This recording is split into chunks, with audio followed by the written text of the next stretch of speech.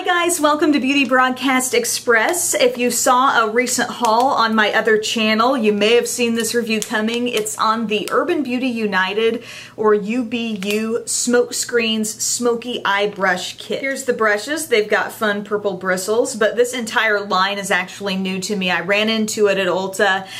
It was, priced at around $15 or less, so I thought, let's give it a go, see if these three brushes can be used together to create one look, or maybe just get some impressions on the quality of each of these brushes individually, if that's the way someone wants to use them. Three brushes you get, they are numbered. The number 35 is this full brush, tapers up to a bit of a point there. You're also getting a number 36, which is a very small smudge brush. It's kind of domed a little bit as well. And then the number 31 is your classic angled brush. I did give these brushes a quick cleaning before I used them, just to see if maybe there was any purple dye that would start to come out of these, and I didn't notice any of that, at least not right now. I don't know if there's a chance this color could fade a little bit with multiple cleanings. But as far as the construction of the brushes, they seem really solid. Plastic handles, they are pretty lightweight, but I mean, it seems like the ferrules are really firmly attached. The bristles themselves, the brushes, are very soft. So I think what it really comes down to, if you're figuring out if this is worthwhile, is, how good are each of these brushes? How functional are they on their own?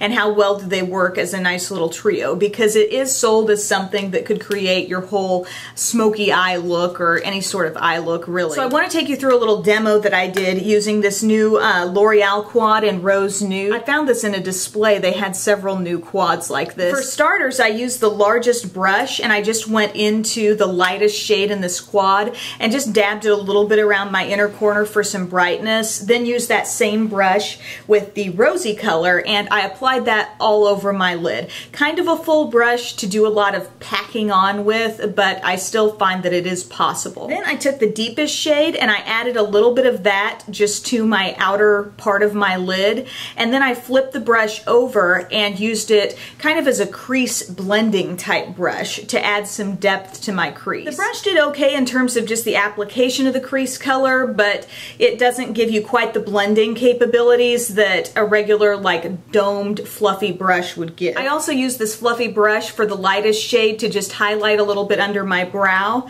I used the number 36, the really small smudgy type brush, just to get a little more concentrated application of the brown right there in my crease. I also smudged a little brown on the lower lash line, as well as some of the rosy shade. That little brush gives me a lot of control, and I felt like I was able to keep the color confined to where I wanted it to go. And then I did apply some liquid eyeliner, and at that point brought in the angled brush. And I went to my deepest brown in this palette, and I used this brush to help me connect up to that little bit of a liquid wing that I had going on there, and just carry that dark brown downward just a little bit to the lower lash line. It seemed to perform like just about any angled brush that I've used. I think it's dense enough, it's stiff enough, and it could even work in the brows. Overall, I do think these are pretty good quality brushes, and I would be open to trying more from this line, but for them to create just one look in itself, it's not really my favorite way to do it. I mean, it is possible, and I do find this brush to be kind of multifunctional, in a way. It can put some shadow on your lid, it can blend up into your crease,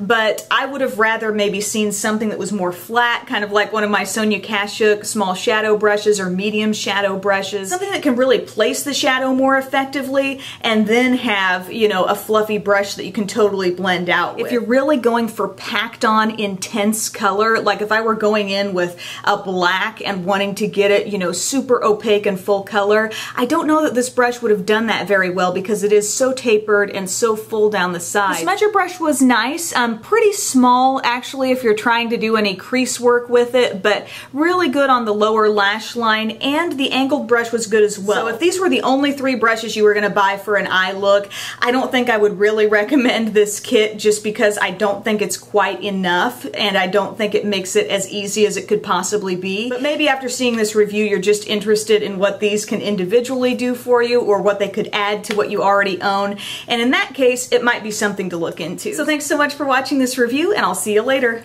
Bye.